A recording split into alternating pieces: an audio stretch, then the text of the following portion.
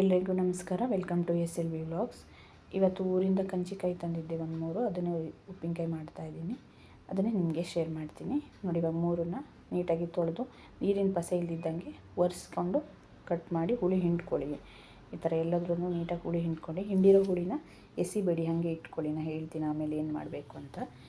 ಇವಾಗ ಹುಳಿ ಎಲ್ಲ ಹಿಂಡಾದ್ಮೇಲೆ ನಾನು ಇವಾಗ ಸಣ್ಣದಾಗಿ ಕಟ್ ಮಾಡ್ಕೊತೀನಿ. ನಾನು ಮಧ್ಯದಲ್ಲಿರೋ ತಿರುಳನ್ನು ತೆಗಿತೀನಿ. ಈ ಥರ ಕೆಲವರು ಹಾಗೆ ಹಾಕ್ತಾರೆ, ಹಾಗೆ ಬೇಕಾದರೂ ಹಾಕ್ಕೊಳ್ಳಿ, ಏನೂ ಆಗೋಲ್ಲ. ನಾನು ತೆಗಿತಾ ಇದ್ದೀನಿ. ನೀವು ದಪ್ಪ ಸೈಜ್ ಬೇಕಾದ್ರೂ ದಪ್ಪದಾಗಿ ಕಟ್ ಮಾಡಿ. ನಾನಿಲ್ಲಿ ಸಣ್ಣದಾಗಿ ಬೇಕು ಅಂತ ಸಣ್ಣದಾಗಿ ಕಟ್ ಮಾಡ್ಕೊತಿದ್ದೀನಿ ಅಷ್ಟೇ.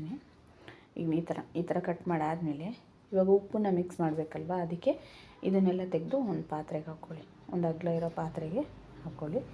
ಇದು ಏನು ಗೊತ್ತಾ, ಬಾಣಂತಿಯರಿಗೆ ನಮ್ಮ ಕಡೆ ಅಂತೂ ಅಮೃತ ಇದ್ದಂಗೆ. ಇದನ್ನು ಬಿಸಿ ಅನ್ನ ಮಾಡಿ ಅದಕ್ಕೆ ಕೊಡ್ತಾರೆ. ಬಿಸಿ ಅನ್ನಕ್ಕೆ ಕಲಿಸ್ಕೊಂಡು ತಿನ್ನಬೇಕು. ಇಲ್ಲಾಂದರೆ ಉಪ್ಪಿನಕಾಯಿ ಮತ್ತು ಮೆಣಸಿನ್ಕಾಳು ಸಾರು ಮಾಡಿದ್ರೆ ಅದನ್ನು ಕೊಡ್ತಾರೆ ಬಿಸಿಯಾಗಿ, ಹಾಗೆ ತಿನ್ನಬೇಕು. ಇವಾಗ ನೋಡಿ, ಈ ಥರ ಕಲ್ಲುಪ್ಪನ್ನ ಹುರಿರಿ. ಅದು ಚಟಪಟ ಅಂತ ಸಿಡಿಯುತ್ತಲ್ಲ, ಅಲ್ಲಿವರೆಗೂ ಹುರ್ಕೊಂಡು ಅದು ತಣ್ಣಗಾದ್ಮೇಲೆ ಮಿಕ್ಸಿ ಜಾರಿಗೆ ಹಾಕಿ ಪುಡಿ ಮಾಡ್ಕೊಳ್ಳಿ ನೈಸಾಗಿ. ಪುಡಿ ಆದಮೇಲೆ ಈ ಪುಡಿನ ಉಪ್ಪಿನಕಾಯಿಗೆ ಹಾಕಿ ಕೈ ಹಾಕಬೇಡಿ, ಹಾಗೇ ಪಾತ್ರೆಯಲ್ಲೇ ಅದನ್ನು ನೀಟಾಗಿ ಅಲ್ಲಾಡಿಸಿ ಮಿಕ್ಸ್ ಮಾಡ್ಕೊಳ್ಳಿ. ಈ ಥರ ಮಿಕ್ಸ್ ಮಾಡಿ. ಏನು ಗೊತ್ತಾ, ಉಪ್ಪಿನಕಾಯಿ ಕೆಲವರು ಹಾಕೋದಿಲ್ಲ, ಯಾಕಂದರೆ ಕೆಲವರು ಹಾಕಿದ್ರೆ ಉಪ್ಪಿನಕಾಯಿ ಕೆಡುತ್ತೆ, ಮನೇಲಿ ಉಪ್ಪಿನಕಾಯಿ ಕೆಡಬಾರ್ದು ಅಂತಾರೆ. ಅದಕ್ಕೋಸ್ಕರ ಕೆಲವರು ಭಯ ಬಿದ್ದು ಉಪ್ಪಿನಕಾಯಿ ಹಾಕೋಲ್ಲ. ನೀವು ಆ ಥರ ಏನಾದರೂ ಕೆಡುತ್ತೆ, ಫಂಗಸ್ ಎಲ್ಲ ಬರುತ್ತೆ ಅನ್ನೋರು ಒಂದಿನ ಈ ಥರ ಚಿಕ್ಕ ಕ್ವಾಂಟಿಟಿಲಿಗೆ ಈ ಥರ ನಾನು ಹೇಳಿದ ಟಿಪ್ಸು ಫಾಲೋ ಮಾಡಿ ನೋಡಿ.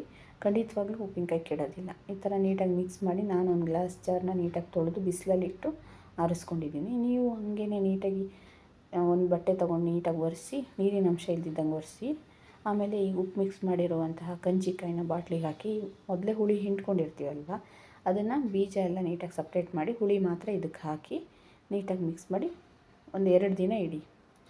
2 ದಿನ ಇಟ್ಟಾದಮೇಲೆ ಈ ಥರ ಆಗಿರುತ್ತೆ.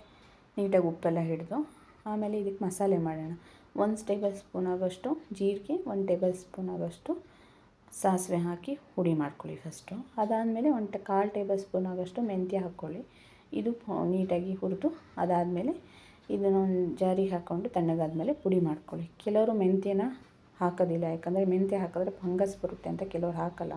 ನಾನು ಹಾಕಿದ್ದೀನಿ ನೋಡಿ. ಇವಾಗ ಉಪ್ಪಿನಕಾಯಿ ಜಾರಲ್ಲಿ ಇತ್ತಲ್ವ, ಅದನ್ನು ತೆಗೆದು ಒಂದು ಬೌಲಿಗೆ ಹಾಕಿ ಈ ಪುಡಿ ಮಾಡಿರೋದು, ಮತ್ತು ನಾನು ಆಲ್ರೆಡಿ ಈ ಮೆಣಸಿನ್ಕಾಯಿನ ಹುರಿದು ಪುಡಿ ಮಾಡಿ ಇಟ್ಕೊಂಡಿದ್ದೀನಿ, ಅದನ್ನೇ ಯೂಸ್ ಮಾಡ್ತಿದ್ದೀನಿ. ಇದರಲ್ಲಿ ಫುಲ್ಲು 2 ಚಮಚ ಹಾಕಿದ್ದೀನಿ ನಾನು ಮೆಣಸಿನ ಪುಡಿನ. ನೀವು ಬೇಕಾದರೆ ಖಾರಕ್ಕೆ ಅನುಗುಣವಾಗಿ ಹಾಕ್ಕೊಳ್ಳಿ. ಕಡಿಮೆ ಖಾರ ತಿಂತೀರ ಅಂದರೆ ಸ್ವಲ್ಪ ಕಡಿಮೆ ಹಾಕ್ಕೊಳ್ಳಿ. ನಾನು ಸ್ವಲ್ಪ ಜಾಸ್ತಿ ತಿನ್ನೋದ್ರಿಂದ ಜಾಸ್ತಿ ಹಾಕಿದ್ದೀನಿ ಅಷ್ಟೇ.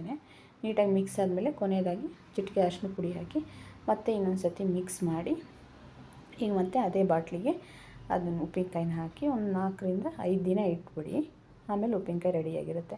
ಈಗ ಏನು ಗೊತ್ತಾ, ಕೆಲವರು ಇದಕ್ಕೆ ಒಗ್ಗರಣೆ ಮಾಡೋರಾದರೆ ಮಾಡ್ಕೋಬೋದು. ನಾನಿಲ್ಲಿ ಬಾಣಂತಿಯರಿಗೆ ಯೂಸ್ ಮಾಡೋದ್ರಿಂದ ನಾನು ಒಗ್ಗರಣೆ ಮಾಡಲ್ಲ. ನೀವು ಒಂದು ಸರ್ತಿ ಸಿಂಪಲ್ಲಾಗಿದೆ, ಇದನ್ನು ಮನೇಲಿ ಟ್ರೈ ಮಾಡಿ ನೋಡಿ.